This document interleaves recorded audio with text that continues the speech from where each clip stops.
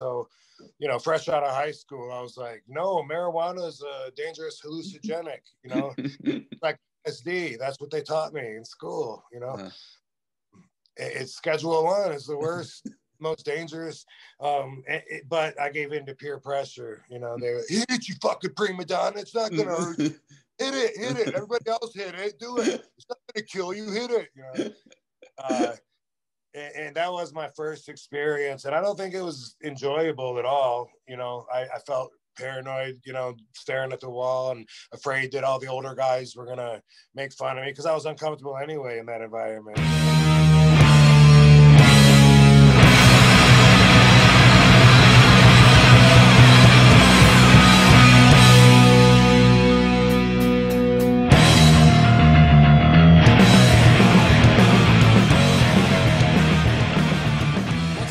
Welcome to another episode of Not About Wrestling. I am your host, Chris Illuminati, and with me again today, my partner in pod, Stephanie Bowen.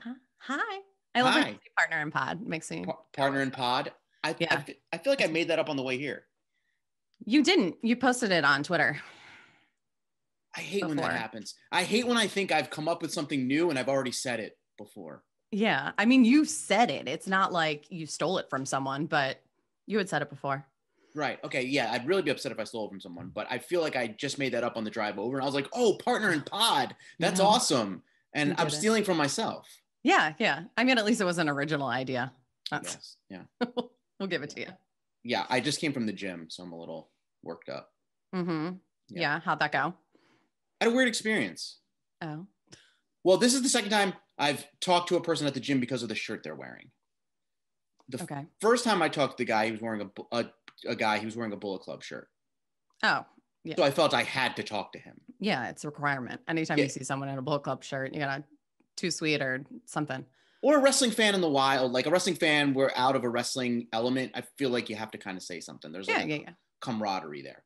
Yes. Well, today I saw a guy who had a shirt on that said Chill Illuminati. That said what? Chill Illuminati. So take my last name, Illuminati. Yes. Put chill in front of it. So CHILLUMINATI. Yeah. So at first I was like, what the fuck? So my first inclination was to look it up on my phone. It's a podcast.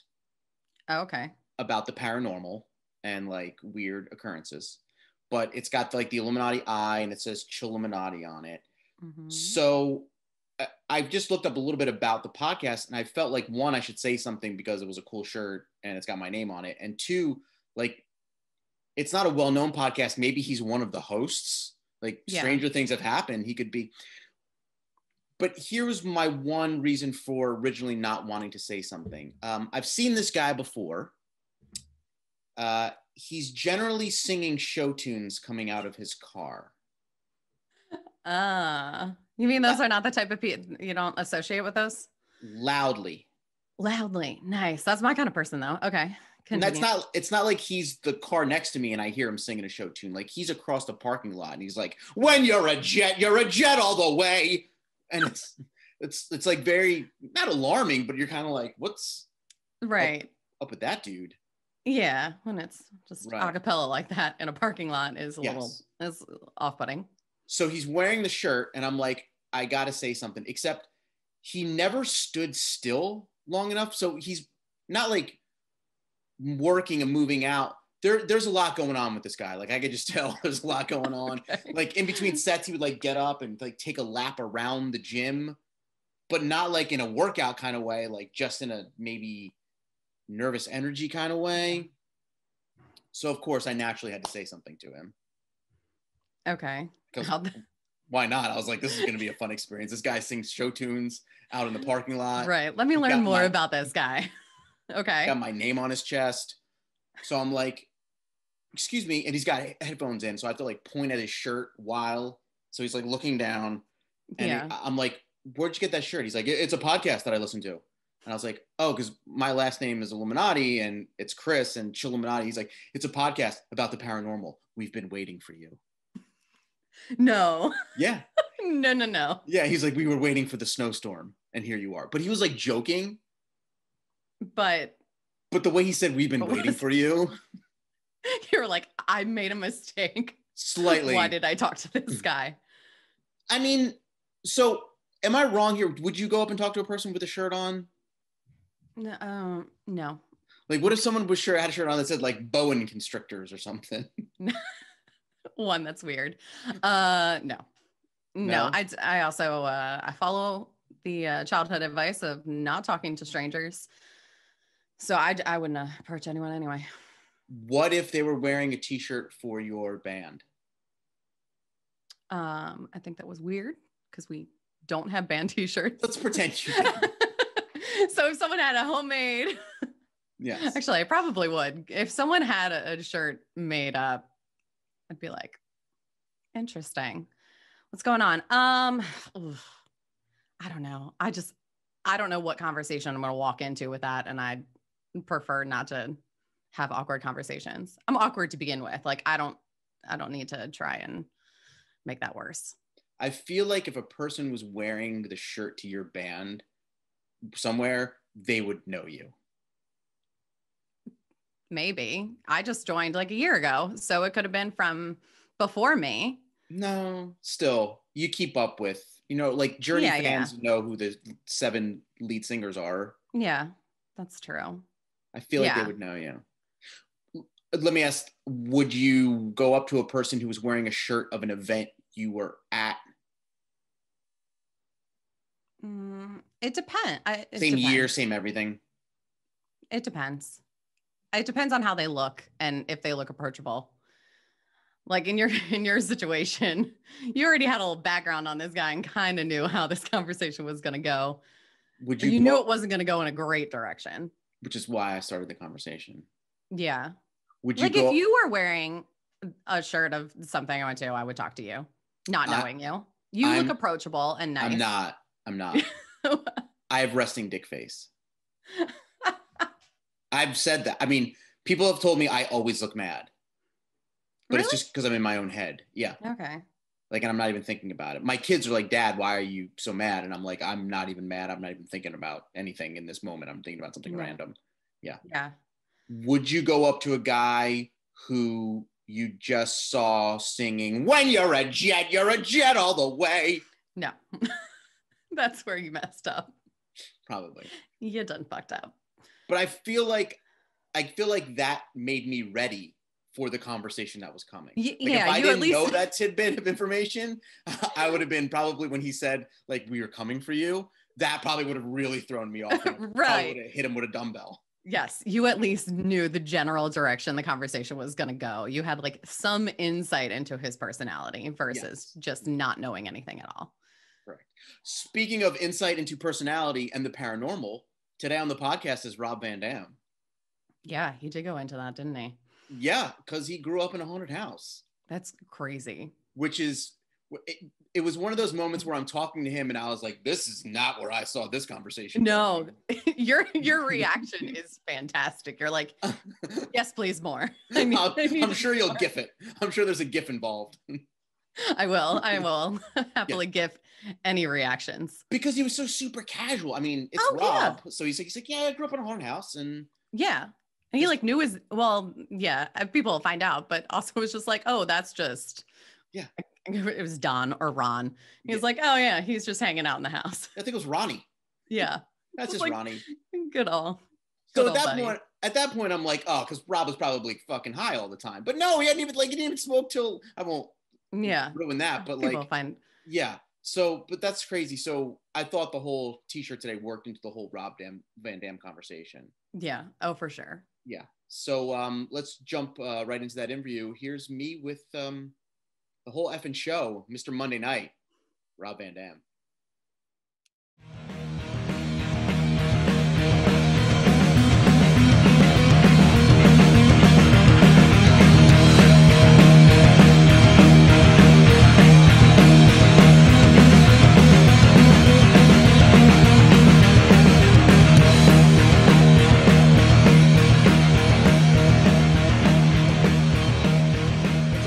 We are back on Not About Wrestling, and we are here with Mr. Monday Night, the whole effing show, Rob Van Dam.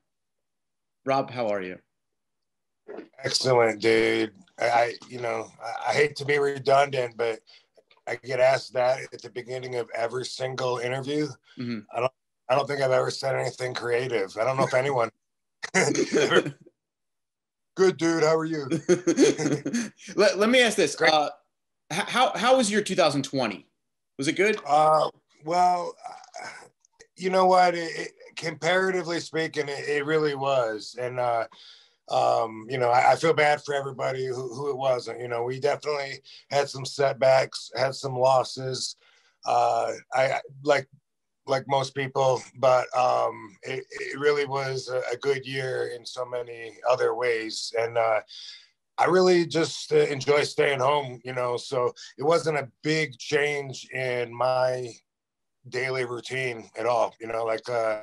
I've been traveling to before the pandemic anyway. I'd work like maybe one weekend out of the month, maybe sometimes it might double or whatever, but so not a huge change, although it's depressing seeing all the businesses shutting down, especially big ass hotels, no shows in the show capital of the world, except the whole fucking show. Here I am. But yeah, for me though, I was very fortunate and I'm thankful, but glad to put it behind us and go on to 2021. Yeah, I know a lot of people who they almost feel like a guilt to it. Like their 2020, like everybody it was an awful year altogether, but they personally didn't have that bad of a year. And they're like, oh, well, and they feel almost bad about admitting it wasn't as bad because they don't want to say it to someone who's had a bad year. That's kind of what I just felt like when you asked me, actually. Mm-hmm. I feel like I need to first start off with the pretext by saying, I don't want to rub it in anyone's faces, but yeah, it was just like I said, so I enjoy staying home and have enjoyed time out of the ring. Actually, my body feels better, not all banged up, and I enjoy working on other things. And so, hopefully yours wasn't, totally drastic either. It was good. My 2021 is kicking off great. I'm talking to Rob Van Dam. I mean, that's hey, it's all done after this. Yeah. So the time that you had off or not being able to travel anywhere, I'm guessing that helped you work on your business. Yes. And, I'm always involved with a lot of different things, and what's happening right now is because I have my CBD company, I have some really good partners. I'm able to handle a lot more that comes my way, can you see, you can still hear me when I look down, right? Okay. Yep. I can hear you. Cool.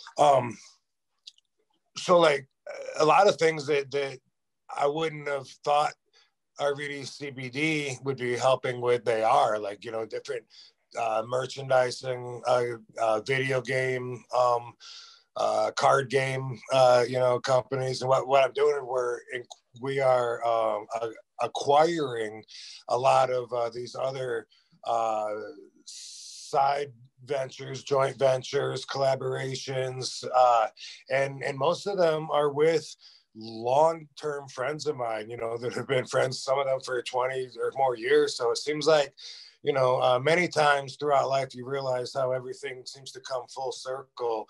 This is one of those, like a lot of personal investment of my life, the things that I've put into, whether it's relationships, whether it's certain areas of helping people or myself, whatever, it all seems to be coming together.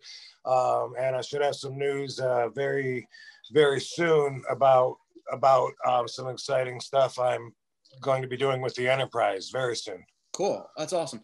When, let's go back 25 years when Rob Van Dam was on the road. What did you think you would be doing at this point of your life? Did you have a plan? Well, that's a great question. No, I mean, I'm not much of a planner. I go with the flow, and so that's why when it comes to doing certain businesses, I need people that aren't exactly like me. You know what I mean? Like, right. are used to putting in the being on the phone and handling sales and stuff like that, because you know, I'm strong in some areas, weak in some areas, and I don't know that I ever thought about it, Chris. You know, like you know, when you're in your 20s, 50 sounds old. You know, now that I'm 50, I'm like, I can't believe people think this is old. Like, this is like, must be like the best hidden secret in life. Is I'd rather be 50 than 40 or 30. I just know so much more. And again, I'm better off than a lot of people. I think a lot of it does have to do with your mind, because I know people that consider themselves old when they hit 30. And so then all their life choices are based around that. You know, they're settled down, and they, you know, I don't have kids, so that didn't age me. You know, I can. I'm sure that had to do with it too. Yeah, it's aged me. Yeah. Oh, there's no way. I have no question. Yeah. I can't imagine watching a child go through the same steps in life that I'd already went through. It's not a happy thought in my mind. I would have kids. I actually saw something funny online today that someone said, parenting is a good way to lose your life without killing yourself. Well, there's pros and everything. So if everybody would realize that everyone has their own values, there'd be no confrontation ever. You know what I mean? Like, I think that's the source of every confrontation, is a mismatch of values, and people have issues with that. You know what I mean? That's the number one rule. If I had like an RVD rules of Zen, the number one rule would be everyone has their own values. You have to understand that. You know what I mean? Yeah. Let's talk about that, because you do kind of have your own Zen, and you're a relaxed guy. And I've heard other interviews with you before where you said, like, when you were younger, you really weren't that relaxed. So I'm guessing it wasn't a born thing. You had to, like, kind of learn how to mellow yourself out. What were some things that you did to kind of make you go, all right, just step back and cool down? Well, so I think that it was my default to be laid back, because my parents always told me, you know, that growing up, that, you know, I wouldn't get upset very much, and I didn't show emotion very much. My sister always jokes that if you got me to say, ha, that was me laughing hard. So I think that's always been like part of my nature. But I definitely did a lot of conscious studying of and efforts towards changing my life. And that happened, like, I guess it seems like it was when I was with WWE anyway, during that first run. When I left WWE in 2006 or 7, whatever it was, that I was so into studying, like, spirituality. Like I learned from inner study that was the weak spot of the trifecta. You know, like I mean, you've heard mind, body, and spirit. That's so true. There's 3 separate entities, and a lot of people don't work on their body. Most people, I don't think, work on their spirituality, you know. And it's like, you know, being a wrestler, you're working on your body. You know, I've been working on my mind, because I've always been a thinker. I spend most of my time in my head, not coming out of my mouth as my thoughts are developing, which a lot of people could learn from as well. But with the spirituality, man, it was like, I started, like, studying all these synchronicities in life. And I always felt like I believed in spirituality. You know, I grew up in a haunted house. Yes. Really? Yeah. And so from when I was 6 years old, I remember my parents always, you know, telling me to not be afraid of the ghosts. Like, we'd hear noises in the house, all kinds of stuff would happen, because I was in that house for, I don't know, 15 years, like, you're close to it anyway. You know, I grew up in that. Yeah, I could get into that too, but please do. well, okay. So before we moved into the house, a man had hung himself in the garage, and so it was kind of weird, because we knew the family afterwards, after we moved in. You know, I went to school with the the children, you know, that were part of that family and stuff. And so we knew it was Ron, you know, in the house, and it was like he was like kind of part of the family. And I could count on it. Like if I had other kids were scared, and I remember having kids that stayed the night, and I could count on, like, yeah, you know, you'll hear some footsteps or something, or you know, we've had the fireplace door open and close. One time a radio came on, and this was a trip because the radio came on, and then I saw that it was unplugged, and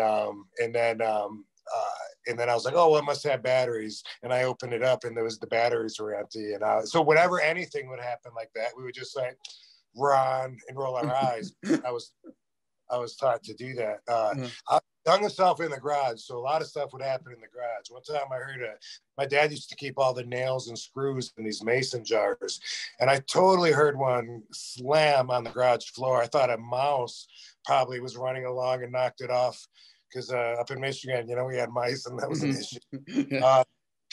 I heard all that. I'm like, oh, fuck. I went to go out there with a broom and dustpan and shit, and there was like nothing out there at all. So that was really weird. There was like a flat ceiling put in the garage so that there was an attic that didn't used to be there. I was always told, and this is probably bullshit, my older brother used to tell me that up in the attic that there was a wire that was like what he actually hung himself from, and the attic was built afterwards to change the look, which that's probably bullshit, because they said like it was a chalk outlaw outline drawing like behind the paneling on the wall. I'm sure you can do that on the wall, but it's a little thin. But yeah. They're not going to draw a line. I mean, the guy hung himself. It's not a murder. They know who did it. I probably realized that in my 30s or 40s, because I always thought it was there because my brother would tell me that. But all those noises and all that stuff, like we could count on. If someone stayed the night, you know, they would hear that, you know. I remember this kid I went to school with, John Lindquist. We heard footsteps upstairs, and I was just goofing around going, oh my God. And, you know, he was like, what? And then, dude, it's probably just my dog. And we were the only ones in the house. So we like, the dog was right with us. He took off running outside, and he was in the house. Oh man. I gotta think that changes how you as a kid looks at the world, because you have to, at a young age, realize, okay, there's spirits and things beyond this life, or something that I don't understand. As a young kid, that's pretty hard to grasp. Well, I don't think so, because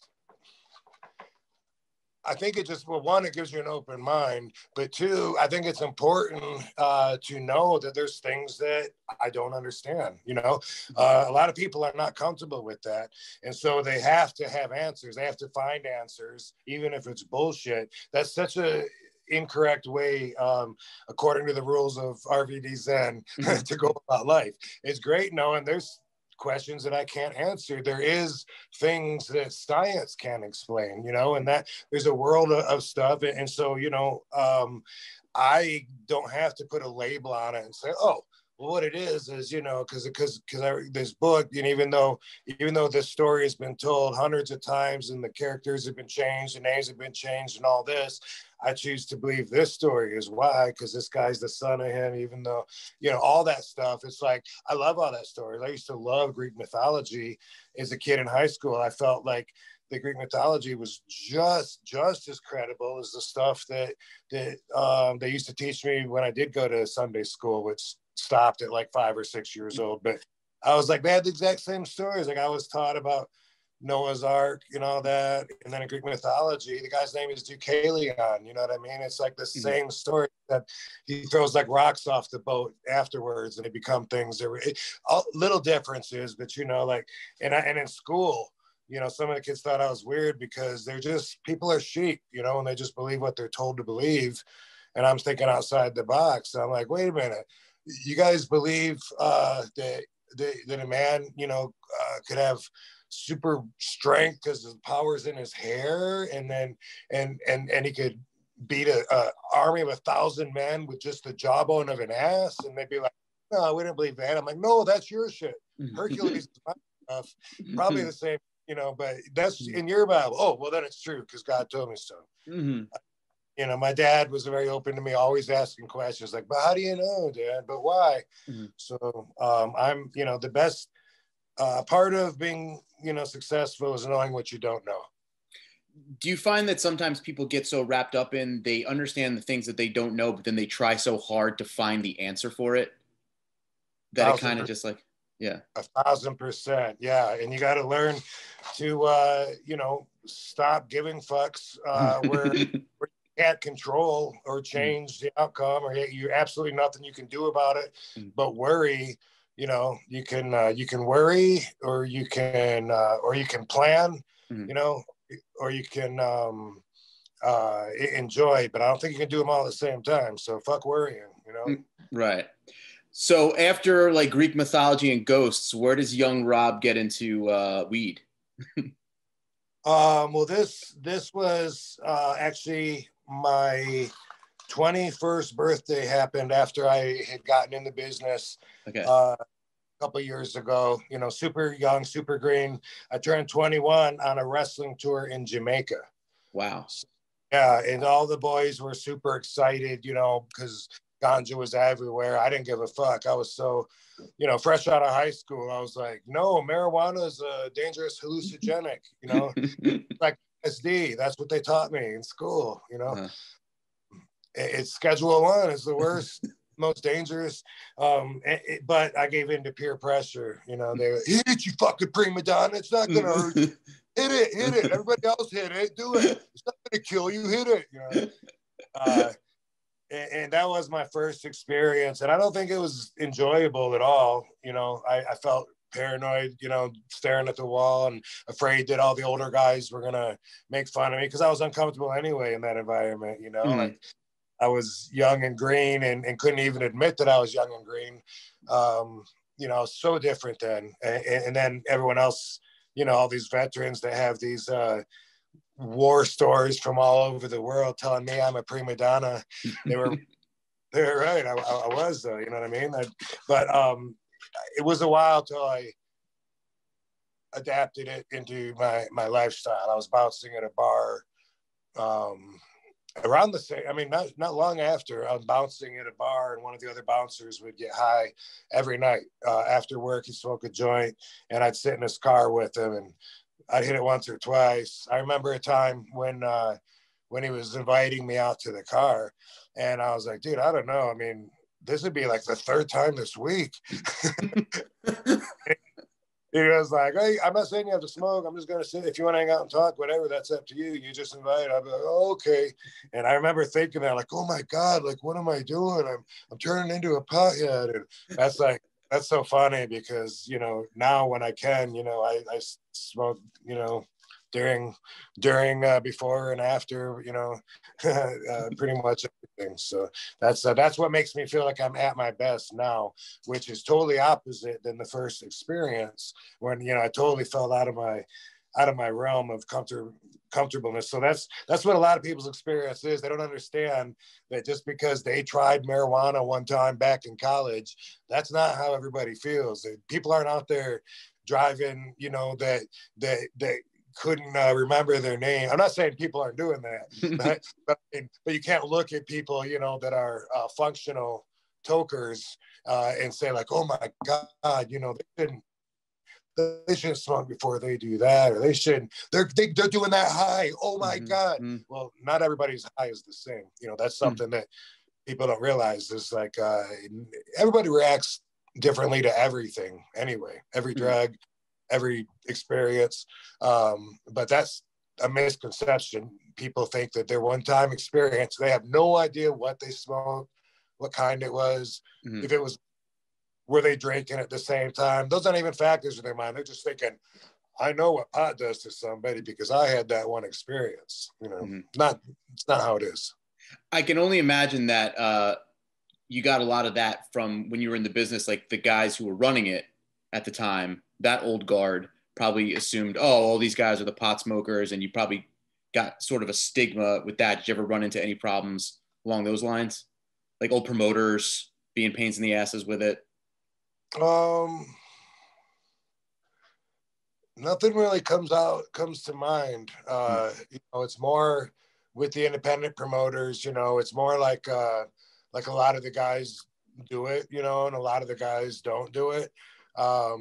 When you mentioned the old time promoters and stuff, you know, the business, when I got into it, it was so different. It was like big, almost 300-pound guys, not a super athletic style. That's why I stood out so much doing flips and spin kicks. These guys didn't have to be in the best condition because the matches weren't that athletic. So it used to be routine to, after the matches, to go to the bar, you know, and drink, take handfuls of pills, you know. And when I think about how it's changed from the old school, like now, you know, because of me, the style is more athletic. People are, the wrestlers are choosing to stay, they're choosing cannabis and, you know, safer alternatives.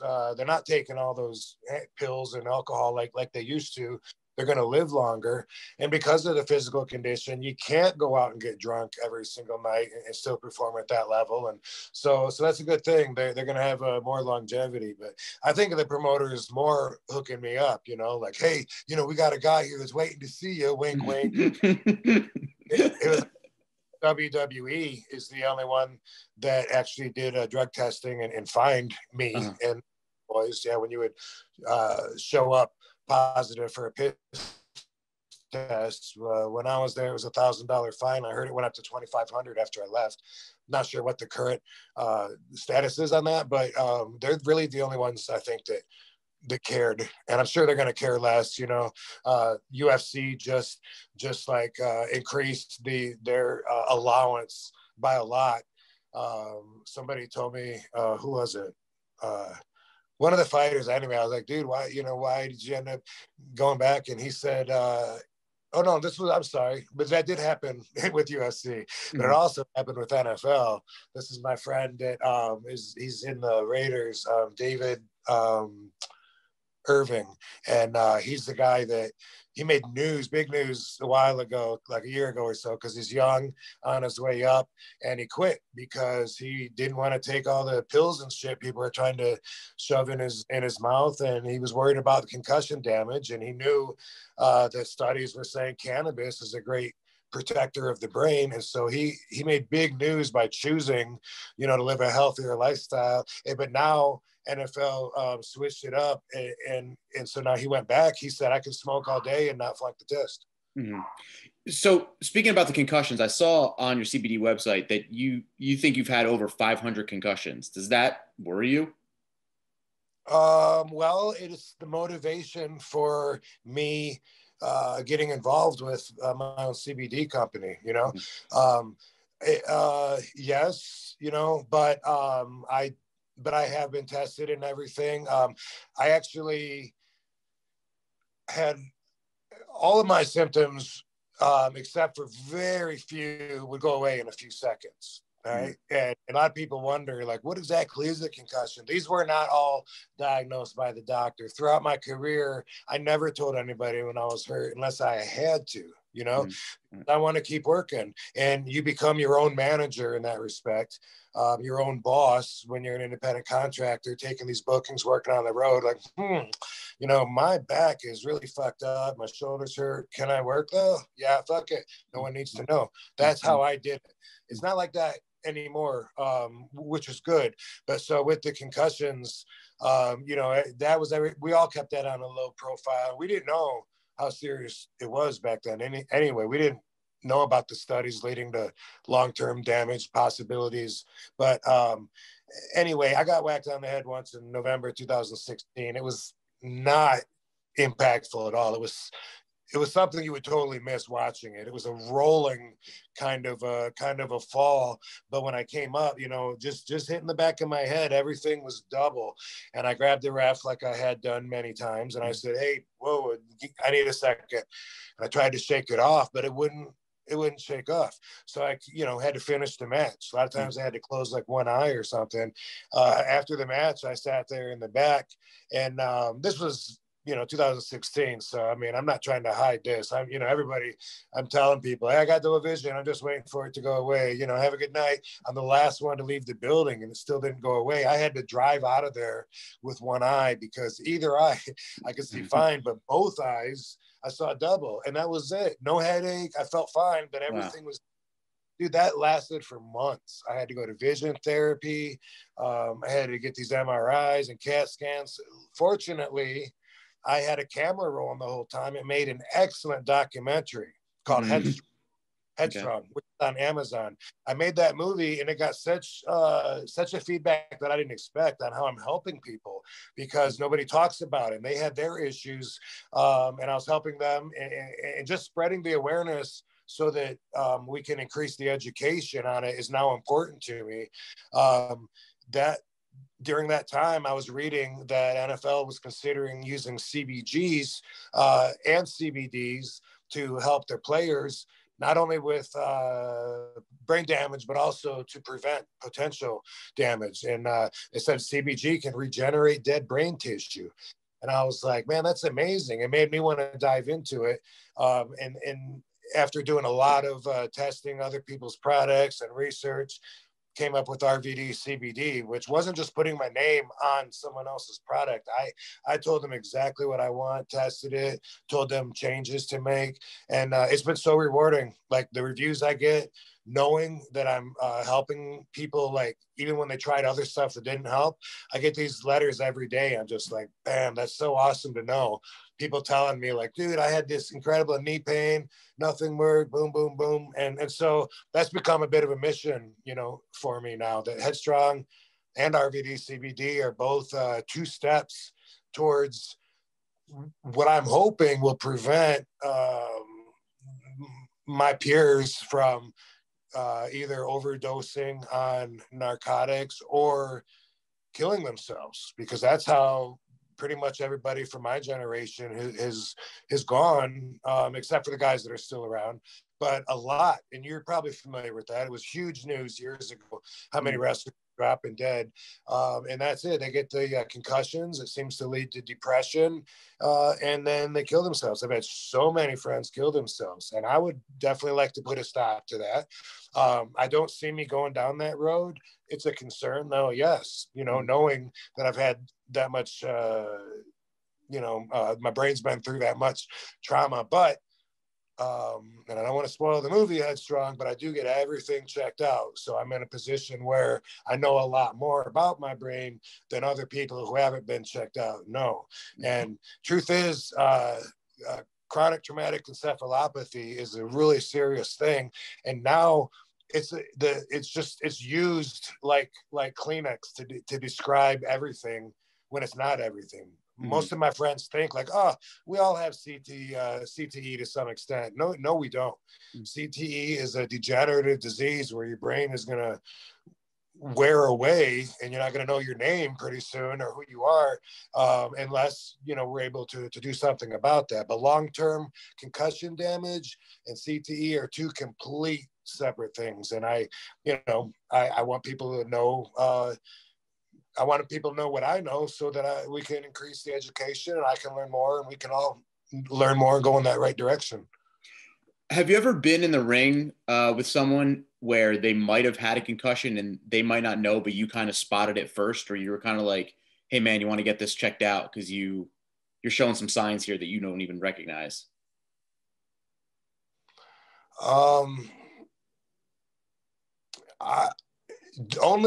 Only to the extent that some people think that a concussion is only when the doctor tells you you've had it. Only like when some people say, man, I think I might have had a concussion. I'm like, well, were you knocked senseless for any period of time? Were your senses off or scrambled? And they're like, yeah, like everything was like I was seeing floaters. And I'm like, dude, that's a concussion, I've had so many, and by the way, I thought you were going somewhere else with the question.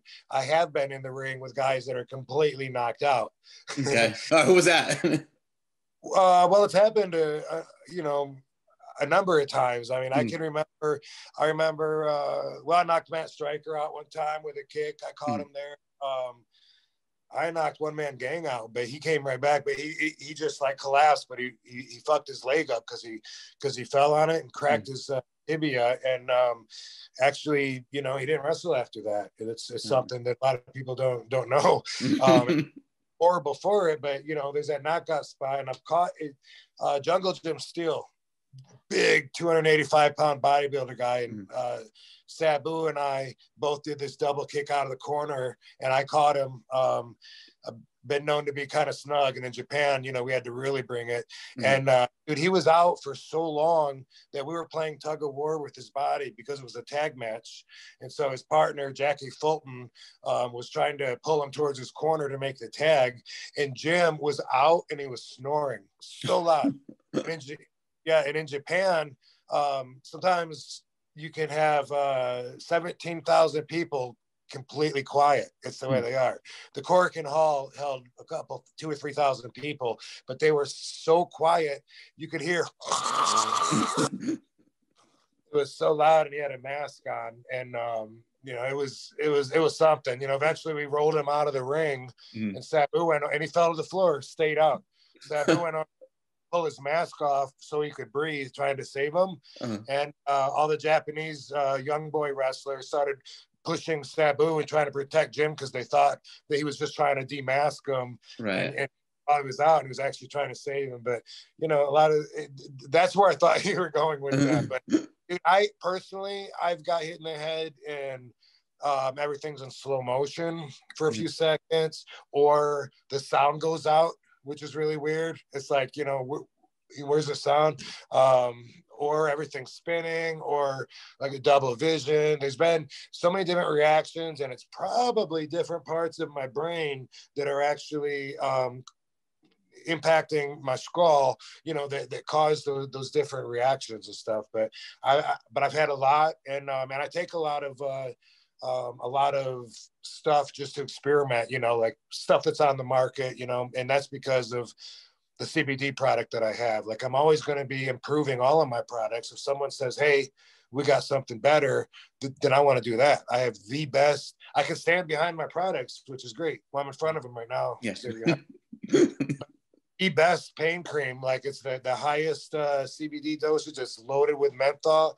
It's our flagship product. And it's like, I have no doubt if someone's looking to try that, the kind of thing, that they're going to love it, and it's going to be the best. So very, and like I said, I'll always be improving the products, especially the brain formula, which we're working on now. But I always take, you know, brain octane, you know, this is good, you know, good fat for your brain, or those pills, you know, try this, it's clarity. I try all that stuff for the research. I got to assume Did I freeze? Did you freeze? Nope, I got you. You good? Okay. I got to assume some of the boys are using it. Like, is there anybody right now that are using it that you can say? That are using my product? Yeah. Yeah, you know. You don't have to say if you don't want. Well, I mean, Sabu, Sabu, he loves it, and Jeannie, his girlfriend, she just had a leg amputated. Oh yeah, really bad. And she says that my CBD tincture helps stop the phantom pain, and I didn't know what that was actually till he said the phantom pain is like when you feel there's pain for a part of your body but it's not even there, like your leg's not there but your leg hurts. And I was like, that's so good to know that it helps. My CBD flower, well, you don't know Tanya, but my flower, she said it helped regulate her menstrual cycles, which I wouldn't expect these results until this back. But the thing is, there's over 100 different elements to the cannabis plant. We call them cannabinoids, right? We only know about a few because it's been illegal to study the plant for so long. So people like me have been paying attention to the plant for, you know, 20, 30 years while everybody else was smoking cigarettes and pot shaming me. You know, the world is finally changing now, which I knew it would. Cigarettes kill half of long-term users, half die from the cigarette usage. And then cannabis, actually, not only has it never killed anybody, but it extends your life. And that one people are going to take a while till they accept that. But when I was told about those studies, it made perfect sense to me, because, you know, stress is the #1 enemy to human health, you know. And by the way, back to your question, you know, when I was in Impact, I was handing it around. I got some testimonies from some of the boys. Mm-hmm. So you can go to my Instagram, the RVD CBD on Instagram, and we have videos from the North, Willie Mack, some of the guys, you know, talking about what they thought about trying it and stuff. And like I said, it's the best product. And by the way, Sabu just did an interview for Dark Side of the Ring. So when this airs, look for the RVD sticker on his shirt. RVD CBD sticker. I'm sorry. He pulled it right off of the top of one of my packages and put it on his shirt. That's pretty funny. So the world has changed in its usage of weed and CBD and stuff. The wrestling world has changed in the way people wrestle. Do you sometimes watch wrestling now and say to yourself, man, I wish I was born in this generation so I could get these guys now? Or did you like being the only guy who could do the things you could do at that time? The later, totally. Right. Totally. And that's what happened for a lot of the fans' mindsets, was throughout like the last 10, 15 years, as everyone else is doing my moves, there's certain kind of fans that think that I should keep coming up with new moves and keep like outdoing them and be on that. And I'm like, it's not about that. You know, I think differently than most people, and that's totally why my approach to wrestling came across as one of a kind. You know, it wasn't really a choice. Like, dude, I'm going to be like really laid back and not get mad, but I'm going to totally kick ass. That's me, you know? And now it's like, I feel like since everybody is doing doing the same style, you know, that I used to do, they've taken it to such extremes that I feel like it's hard to stand out, you know? Like this guy can do a springboard double flip to the floor, you know, and then it's like, are people going to even remember that now? I hope they do. But I mean, like that dive I did off the top rope out to Bam Bam Bigelow in the 5th row or whatever, everybody knows that footage, and it inspired every one of these wrestlers today. But now they're doing a springboard gainer flip, jumping out frontwards but flipping backwards, and no, there's nothing in me that says, you know, like hey, I wish, you know, I could hang with these guys now. I liked standing out. I stuck to my guns, even though a lot of people tried to change me and conform me. And I like, you know, I like the principles that I learned along the way. You know, I like standing for nonconformity and for being yourself and not worrying about fitting in, you know. And by the way, a lot of the wrestling that I watch now, it's hard for me to not nitpick it, because like they've changed like so much that wouldn't have even fit in wrestling back in the day. And so like my old school foundation, you know, says, what are you doing? And I don't want to get too specific. I mean, a lot of my peers get online and they talk about, that's not how you pile drive someone. You should put their hands here and here. I'm not out to do that, but I am out to say a lot of times they're really dancing together, where, you know, I always looked at it. It's a big debate. Is it a dance or is it a fight? And I always looked at it like a fight. Mm-hmm. And I think the product that I produced came out that way. Did you have an opinion on? Did you see a couple of weeks ago when Jim Ross kind of complained about the one move where the guys gather on the outside of the ring, and, you know, friend and foe get together and kind of catch the guy who's coming on the outside, and it's how do you feel about that one? I feel exactly the same way, and it's nothing that I haven't said every single time I see everybody do it. But when I feel like voicing my opinion, I've said. I mean, you know, I watch wrestling with Katie because, you know, she's still learning, and I point all these things out. I'll hit pause, and I say, "Look at these 6 idiots, not idiots, right? I mean, it's the thing is, the guy hasn't even bounced off the other ropes yet, and they're already waiting.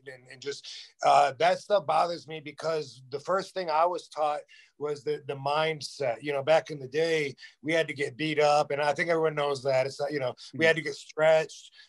We had to get taught to be in the state of mind that we are in a match. Like, that never changes, never ever changes. You know what I mean? Like, the way that I got trained, you know, I'm in the ring with somebody, if they're on their back, Sheik would say, "What are you doing? Pin him, his shoulders are down, get him." I couldn't stop and look at the crowd and stuff, and that's part of it. Right. But I had to learn to fit that in. I was taught, grab him, you know, try and bring him down, reverse it. I never got taught one time throughout my pro wrestling schoolage, never one time about, this is how you take care of somebody and not hurt them, or this is how you fall safely. I never. It was all just like, go, go, go, go.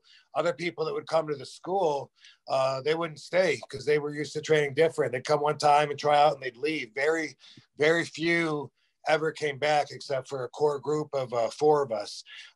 And that's the way I was taught. And I see where that is lacking now, and it looks like, you know, these guys grew up together and they're playing together, wrestling, or I see that missing a lot. Like, just having that state of mind. You know, you shoot me into the corner, I want to fool you. If you're going to come running at me, I'm not going to move when you're in the middle of the ring.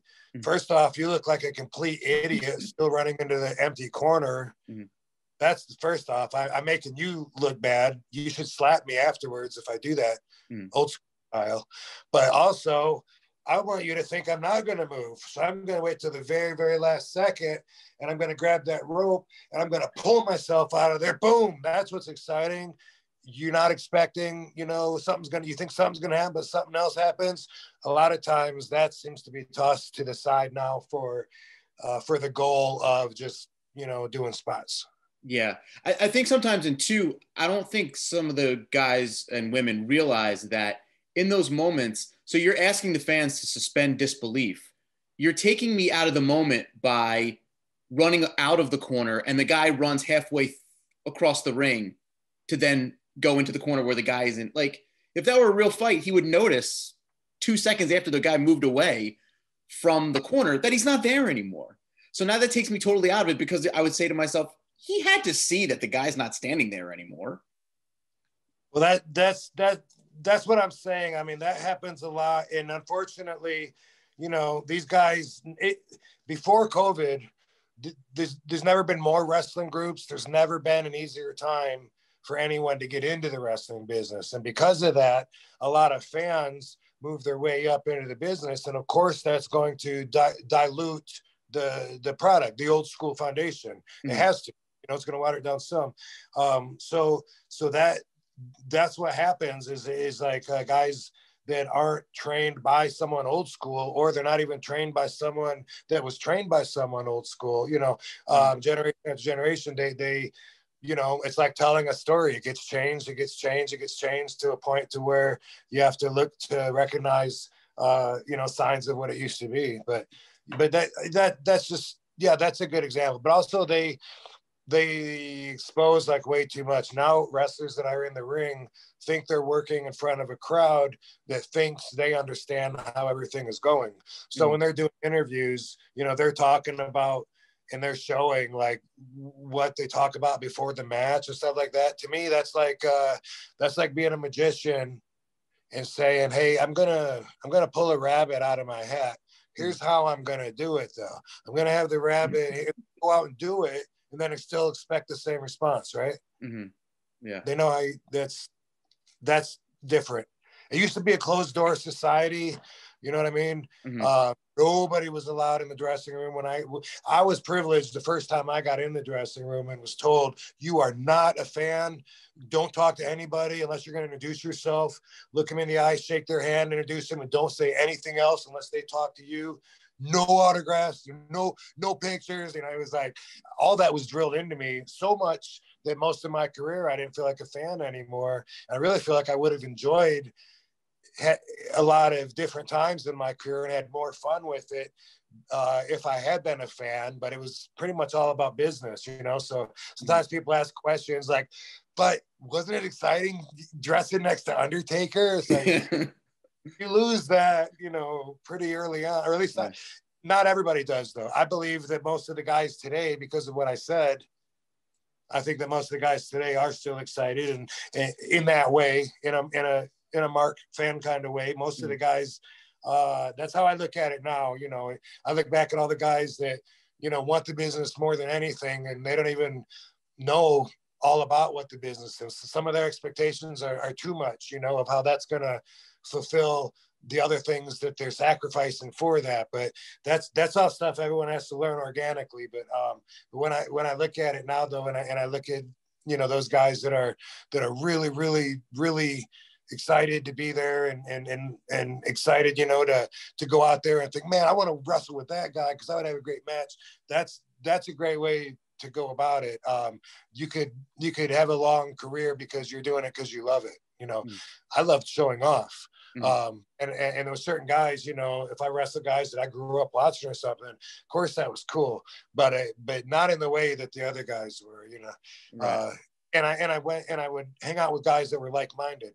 Booker T and I were tag team champions, but when we would get in the car and drive to the next city, wrestling wouldn't come up not one time.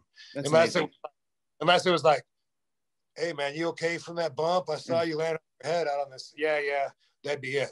And then the other guys, they're wrestling and then they're playing wrestling video games in between, you know, after the match on their time off.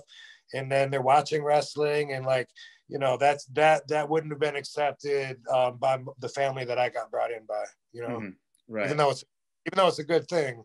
Yeah. So before I wanted to share a quick story because I have an RVD story. You know, I was going to ask if you were rolling one, and I didn't want to like assume, you know, but I'm glad you are. All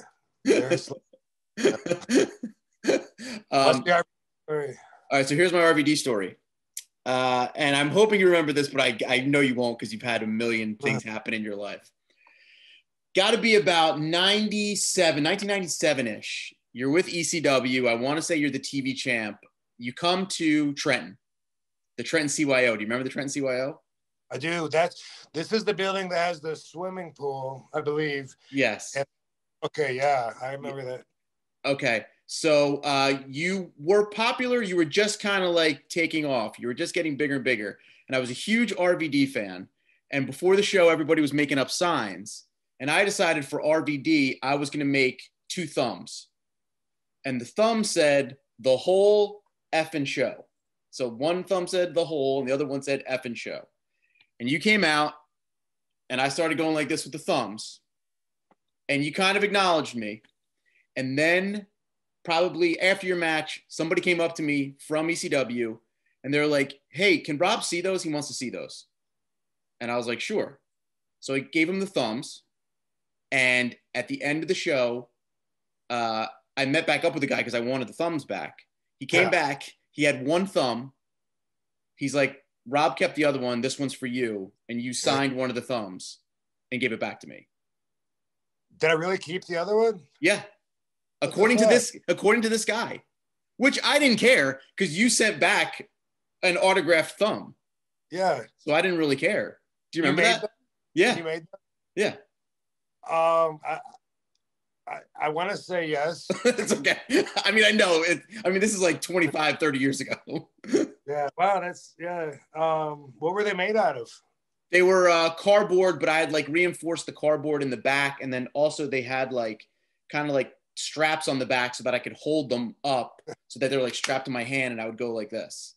Oh yeah. Yeah. No wonder I wanted to see them. I don't remember specifically, but I'm sure that, you know, that I was impressed. That's what I always got energy from. You know, once I come through the curtains and hear that boom, you know, I'm looking around for all my damn fans. And fuck yeah, that's sweet. Whoa.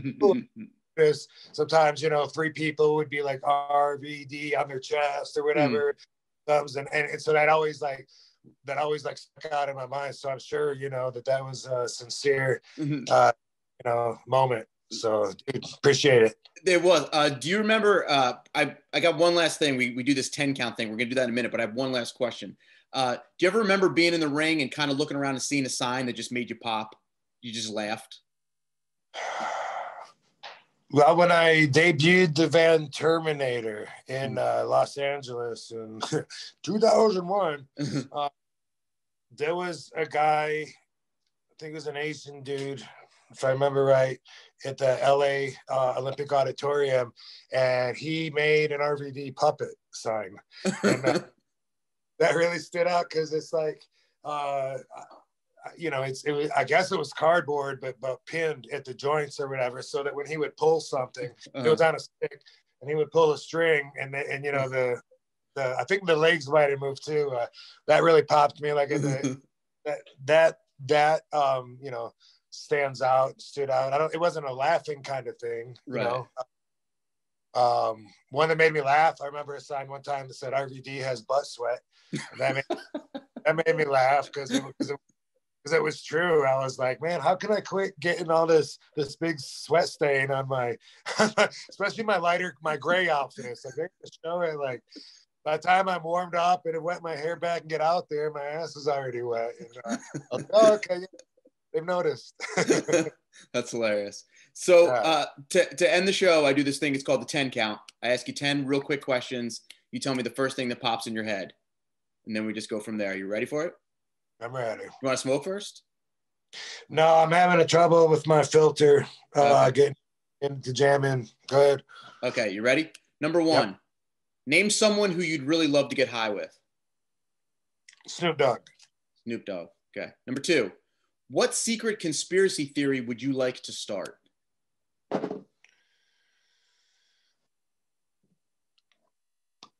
Music steals your soul and your mind. Music steals your free thought. That'd be scary. Okay. It's true, baby. I'm gonna start it now. We're gonna say it is. Best stoner movie: Half Baked, Dazed and Confused, or Pineapple Express? Half Baked, Dazed and Confused, or Pineapple Express. Those are all pretty good, though. It's hard to pick them. Yeah. Number four, what's the weirdest thing a guest has ever done at your house? That's a funny question. Walked in the front door. Okay. Yeah, that's pretty. Like, why would you do that? Number five, toilet paper. Do you put it over or under when you hang it up?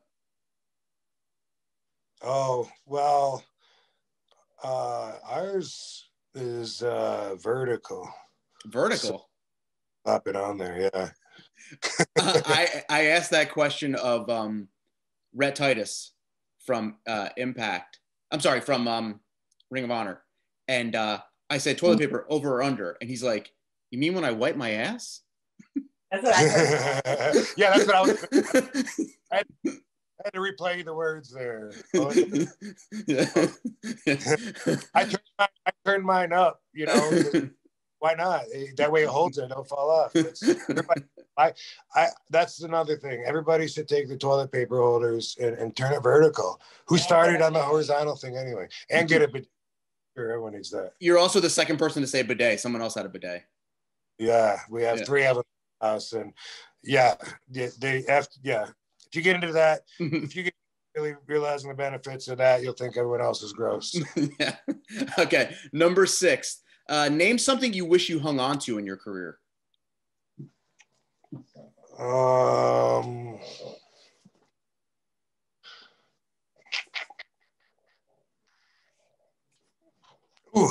about the WWE title? Hey, that's a good one. That's a good one. Wish I had a little longer. What's that? I wish I would have held on to that a little longer. Yeah, that's a good one. Not got pulled over or used the Ozium correctly, at least. Number 7. If you needed to bowl over a 200 to save your own life, could you do it? Yep. Okay. Are you a good bowler? Dude, I'm kind of one of those people that I can just pick something up and be pretty good at it. Okay. Do you like bowling? Yeah, I do. Years go by in between games, but I did growing up. I was on a bowling league. Trying to think of it. Yeah, there was like 5 of or however many is on a team, you know, and that was a lot of fun. Used to go hang out at the bowling alley, M66 bowling alley in Battle Creek, and also Tendinites, which wasn't as close, but I played a lot of video games also at the bowling alley. So that was a hangout for my youth. Cool. So you'd be able to save yourself with a 200. Yeah. Number 8. This one always stumps people. What's the most ridiculous fact that you know? The mafia facts. Now you have helpers. Yeah. Yeah, which mafia fact should I? Just all your mafia facts. Yeah, I know a lot about the mafia, La Cosa Nostra, and you know, most of what I know is reported. You know, I haven't seen most of it, so you read inconsistent info and this and that, but I know a lot about legend. So how about I'm trying to think of some random how about the last mafia hit in Las Vegas that was reported was Herbie Blitzstein in 1997. Wow, it's been that long? Yeah. Wow. You know, Anthony Spilatro, you know, from the he was who Joe Pesci played, to change his name, Nicky Santoro, but in the movie Casino, he was the boss of Vegas. They whacked him in 86. And after, you know, Herbie Blitzstein was his bodyguard. So when you watch the YouTube videos of the Anthony Spilatro doing the perp walk with his lawyer, Oscar Goodman, big 300 some pound dude was Herbie Blitzstein, and they killed him like the LA family with the Buffalo family, trying to take over some rackets that he had. Wow. Yeah.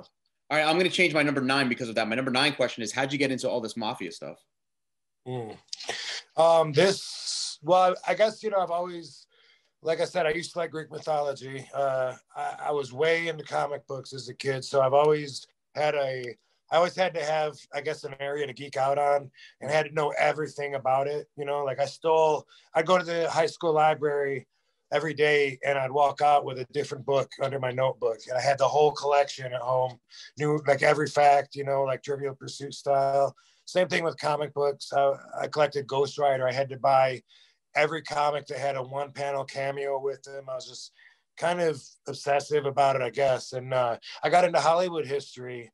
I was doing a movie, Wrong Side of Town, my only starring role. And when was this? I think it was 2015. Okay, well, I think it was 2008 that we're filming it, 2009. Oh, okay.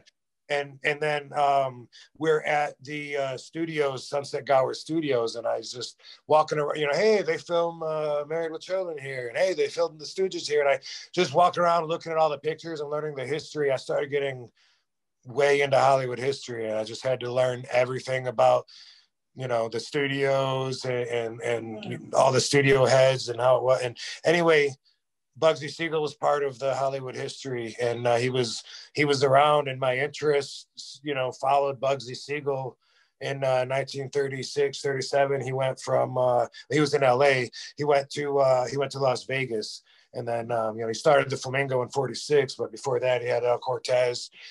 He was out there, but there's a house underneath the Hollywood sign. It's a 9-story castle called Castillo del Lago, and it's so awesome. If you're there, you would have no idea you're in LA. There's a huge pond beneath you. It's just hills, canyons, and the Hollywood sign. It's so awesome. Madonna used to own it, and Bugsy Siegel used to own it way back in the day. So that's how I was turned on to him. And then now it's like, what family do you want to know about? You know, the West Coast, you know, Chicago controls everything, you know, west of the Mississippi, the 5 families in New York. But it's very similar to wrestling. They used to, just like wrestling, there used to be around 26 different families that control different areas all over, and they all kind of paid up to a big umbrella. The the commonalities are there's so many. There's a missing book right there. Besides the actual wrestlers that worked with organized crime, there's a lot of very similarities. Closed door society, everything. You know, maybe you got to pitch that as a dark side of the ring. For sure, yeah. But you know, there's a YouTube video that says 10 wrestlers that were involved in organized crime, and nobody even knows like much about that. But back in the day, you kind of had to be. They controlled all the arenas, they controlled all the nightclubs, distribution, you know, in and out, any kind of food, beverages, anything. So you kind of had to work with them back in the day. That's part of what's so fascinating about them. All right, and then number 10, what's the creepiest thing that a fan has ever said to you?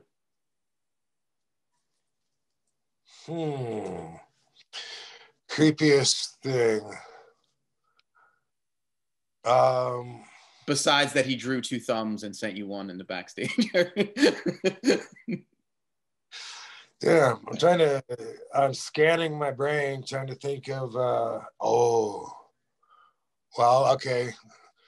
This was, maybe creepy is the right word, but I don't have a lot of bad experiences with fans. I think everyone knows RVD's the coolest wrestler you'll meet. Chill, dude, I want to smoke with him, all that. I met Cracker Barrel one time, and it's like I waited till like 5 minutes before they closed their doors, you know, to go in there when nobody was in there. I was so hungry, hadn't eaten since like 3 o'clock, and now it's like 10 o'clock. We've already wrestled, done TV, everything. And I sat, and when I went in, there was only one other table with a couple of people at it. So I was like, sweet. And I was meeting a couple of my friends there, and we sat down, can't wait, you know, to eat. And we ordered.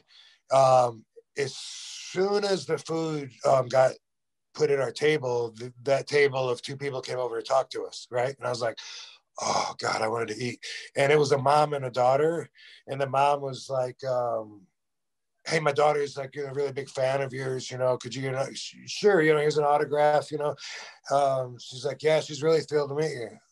Okay, cool. You want to do a picture? Yeah, we can do a picture. Bam. Cool, man. Nice to meet you.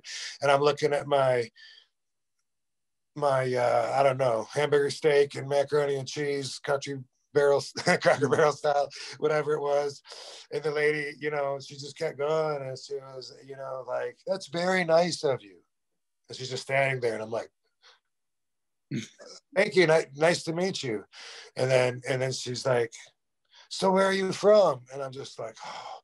And you know, I had to ask my friends if I was as rude to her as she thought, but I turned my chair to face her, you know, give her all my attention, and I just said, I'm from Battle Creek, Michigan, ma'am. And I just like looked at her, and she's like, oh, is something wrong? I said, no, not at all. I'm just wondering how long this interview is going to be. I'm very hungry.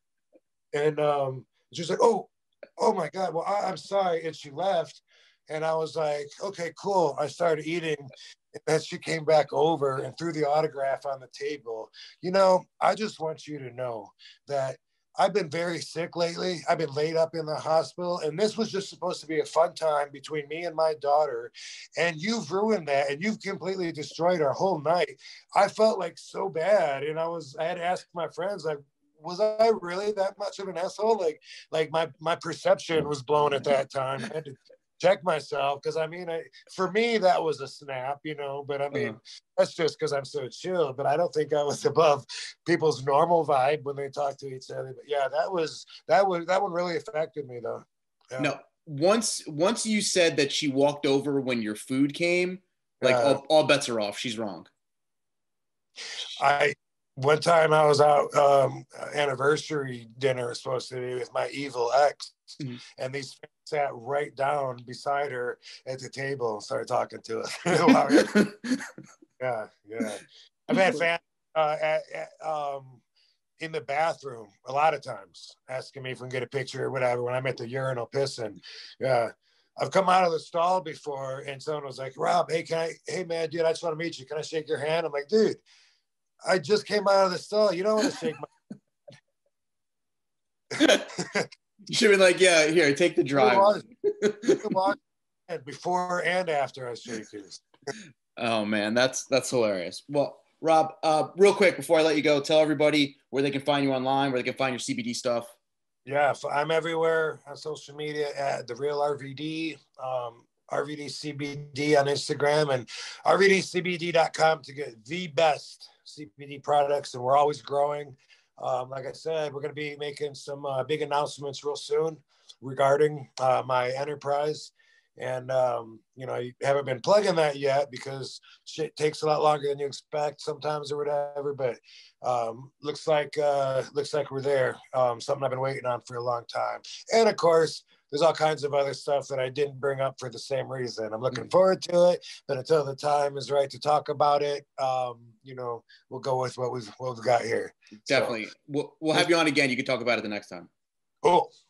Thanks, Rob. Sounds good, Chris. Appreciate it, dude. And that brings another episode of Not About Wrestling to a close. Guests of the Not About Wrestling show stay in their own damn houses. If you like the show, please share it on social or leave a review on iTunes. And remember to subscribe to Not About Wrestling on YouTube. Just go to youtube.com/BroBible and find the Not About Wrestling section. Thanks again for listening or watching, and see you all next week. Well, I won't see you at all. You know what I mean.